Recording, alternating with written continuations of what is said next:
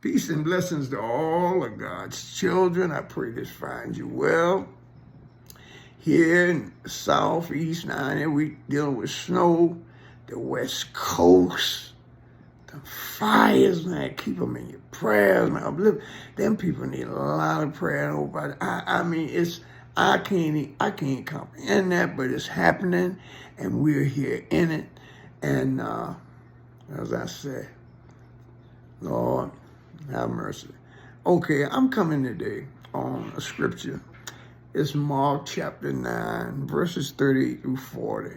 And I want to speak to you about some things about how we organize in our thoughts and exclude people because of some way we feel about them or some secondhand knowledge we have about them. Anyway, Christ has a situation here. This is Mark chapter 9, verses 38 through 40. And this is verse 38. And John answered him, saying, Master, we saw one casting out devils in thy name, and he followed not us. And we forbade him because he followed not us.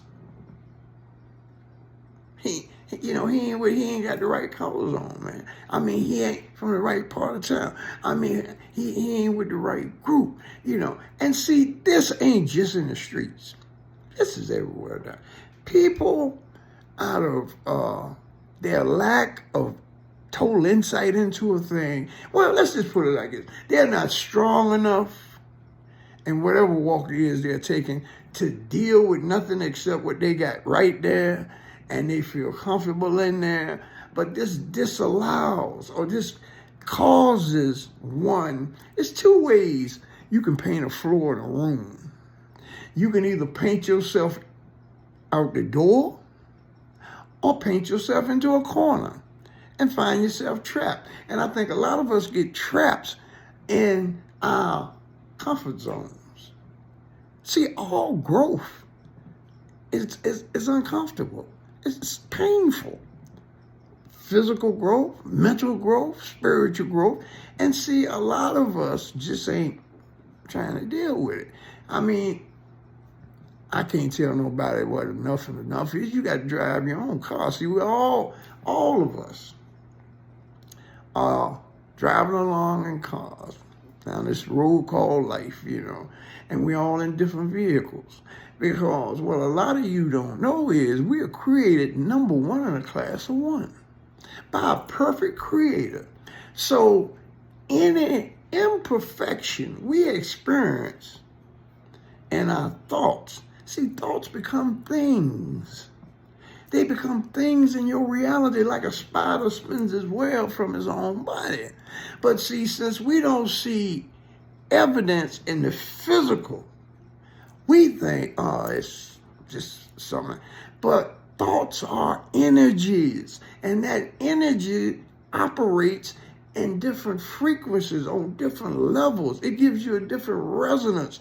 It gives you your vibe. Christ talks about it in Matthew 6. He said that the light of the body illuminates you. The light of the body, your eye becomes single. That's what Christ is talking about.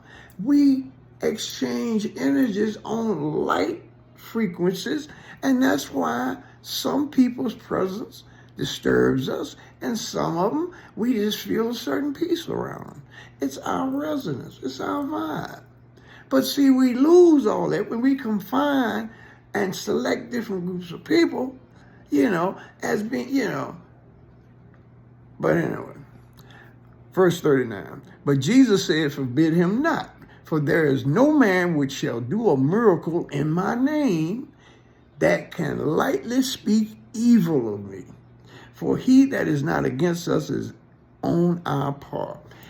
I had a guy, or whoever, tell me the other day, said, show me in the red letters where Christ said he came for anybody except the Israelites. My question to him is, who is the Israelites? Because I immediately saw you going into this gang, chosen people. Oh, that's right. You don't want to get that started with me. But anyway, that's what I'm conveying. Don't confine yourself. It's what we do for the least of them. Every saint's got a past. Every sinner's got a future. Every saint's got a past. Every sinner's got a future. See, you see me talking to somebody. How dare you judge me of anything other than I'm giving that person a humane platform to voice itself. And that's what human beings do. That's why we done lost our connections. We communicate, but we're not connecting. We're not showing proper respect to one another just by being patient and listening to them.